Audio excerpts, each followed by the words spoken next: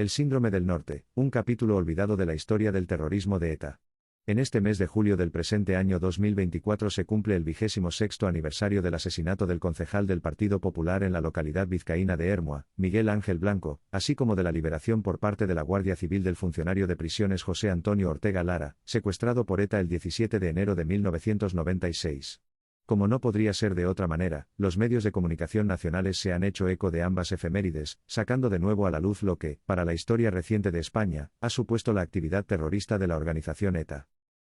Mucho se ha escrito sobre la historia de esta organización terrorista, sobre sus miembros, sus acciones, sobre sus víctimas directas, habiendo en este caso recibido un especial protagonismo aquellas pertenecientes a los ámbitos político y judicial. Pero, hasta la fecha, nada se ha escrito sobre las fuerzas y cuerpos de seguridad del Estado, FFCCSS en lo sucesivo, que, sobre todo entre las décadas de 1970 y 1990, tuvieron que combatir a ETA en su propio nicho, a saber, en el País Vasco y Navarra. Y mucho menos sobre sus familias, sus esposos, esposas, parejas, hijos e hijas que tuvieron que vivir en primera persona aquella situación excepcional en sus vidas, 24 horas al día durante 7 días a la semana, no solo con el miedo de convertirse en víctimas de un atentado terrorista, sino también con el rechazo de una parte importante de la población vasca y navarra. Por ello, y transcurrida más de una década desde que la organización terrorista ETA declarase el fin de la lucha armada, la sociedad española debe conocer cómo era la vida, el día a día de los agentes y, hay que reiterar, de sus familias que se encontraban destinados en localidades vascas y navarras, ya fuesen miembros de la Guardia Civil, de la Policía Nacional, o de la Policía Local. 1. Las razones apuntadas en el párrafo anterior han dado lugar a que el autor del presente artículo se encuentre desarrollando desde hace varios meses un proyecto de investigación dirigido a investigar, desde una perspectiva criminológica, el denominado síndrome del norte, enfocándolo tanto en las FFCCSS que fueron víctimas de un atentado terrorista como en sus familias que les acompañaron durante su estancia en el País Vasco y Navarra durante los llamados años de plomo. Para ello, con carácter previo se elaboró un cuestionario el cual contiene una serie de preguntas abiertas que abordan el antes, el durante y el después de la estancia en el norte. Así, el cuestionario consta de una primera parte referida a la etapa anterior al traslado al País Vasco y Navarra. En esta primera parte se formulan, entre otras, las siguientes preguntas: ¿por qué se decidió a ser Policía Nacional / Guardia Civil?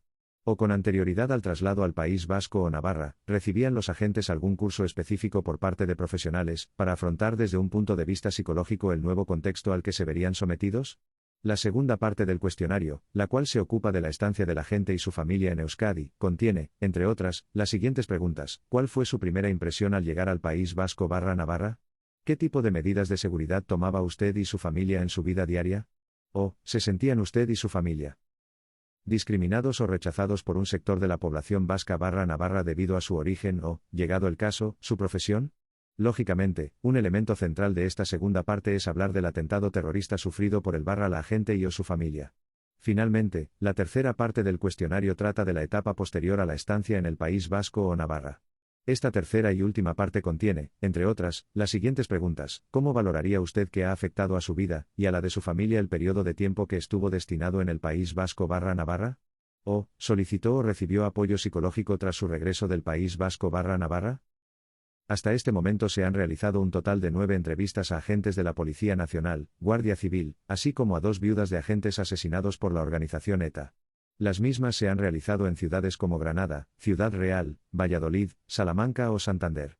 Hay que decir que, en todos los casos, y a pesar del tiempo transcurrido desde su estancia en el País Vasco o Navarra, el desarrollo de las entrevistas ha sido tremendamente emocional, muy duro en no pocas ocasiones.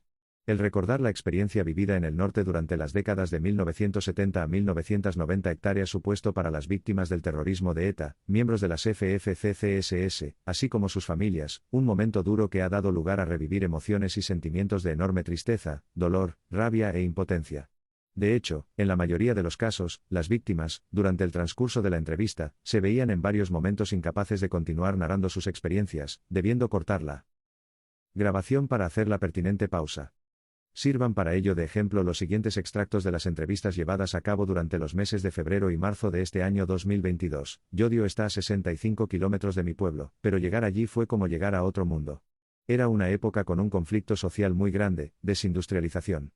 Pero es que la cuestión social se mezclaba con el independentismo. Aquello era una guerra de guerrillas. Lucha callejera, persianas bajadas, coches quemados, barricadas. Era algo parecido a Vietnam. Las familias enteras debían permanecer acuarteladas sin poder salir, con coches blindados rodeando el frente del cuartel. A mí aquello me rompió psicológicamente. De hecho, llegó un momento, a los 24 años, en que me presenté incluso voluntario para infiltrarme en ETA, pero no me eligieron al estar casado, agente de la Guardia Civil, JCMG. Llegar al País Vasco fue peor de cómo lo esperaba. En el primer servicio, de 22.00 a 06.00 horas, ya vi a un policía nacional agonizando en el suelo y a varios batasunos brindando con champán, como si de un perro se tratara, o peor. La gente, unos por miedo, otros por adhesión a la banda terrorista, todos callaban. No te podías fiar de nadie, ni tan siquiera de los vecinos, agente de la Guardia Civil, ERM. En esta ocasión hubo una llamada al 091 en la que avisaban de la colocación de una bomba en unos soportales de Amara. Era la víspera de la Inmaculada del año 1981. A las 21:00 de la noche había mucha gente paseando por la zona. Dejamos un coche en una punta de la calle y otro en la otra punta. Entramos 3 agentes y mandamos desalojar. Cuando lo teníamos todo limpio y regresábamos al vehículo, explotó la bomba. A mí la onda expansiva me alcanzó en la espalda y me lanzó unos 12 metros, impactando sobre un coche. Caí y en ese momento pensaba que todo se había acabado. Me levanté y salí corriendo, viendo cómo iba dejando un reguero de sangre. En ese momento vino hacia mí uno de los conductores, y me dijo que me subiera al coche, algo a lo que me negué ya que había que recoger a los otros 2 compañeros que se habían quedado allí, entre escombros. Los recogimos y los 3 nos metimos en el coche, saliendo hacia el hospital. Cuando llegamos yo no podía bajarme del coche, me faltaba la respiración ya que había perdido mucha sangre, agente de la Policía Nacional, JVR. Los primeros resultados, provisionales, que se pueden extraer de las entrevistas realizadas indican claramente la existencia del arriba mencionado síndrome del norte, a saber, una situación permanente de estrés postraumático, derivado de la enorme tensión a la que estas personas se encontraron expuestas mientras desarrollaban sus vidas en el País Vasco o Navarra. Esto es algo que, por otra parte, es afirmado rotundamente por las personas entrevistadas. Por otro lado, un aspecto que para el autor del proyecto está resultando sorprendente es que tanto los agentes como sus esposas que han sido hasta ahora entrevistados barras no solo tienen palabras de desprecio para la organización ETA, y para aquel sector de la población vasca o navarra que apoyó, y sigue apoyando, la violencia terrorista, sino que, paralelamente y en no pocos casos, lamentan profundamente el abandono y la falta de empatía por parte de un sector de los estamentos superiores del cuerpo de policía al que pertenecían durante su estancia en el norte, sobre todo después del atentado.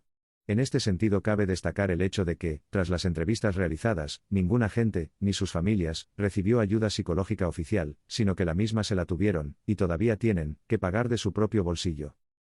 Lo relatado en los párrafos anteriores constituyen los primeros resultados del proyecto de investigación sobre el síndrome del norte que el autor está llevando a cabo, y que por primera vez se presentan por escrito, si bien el autor los expuso de forma oral el pasado día 9 de junio en una conferencia impartida en el Memorial Víctimas del Terrorismo, con sede en Vitoria.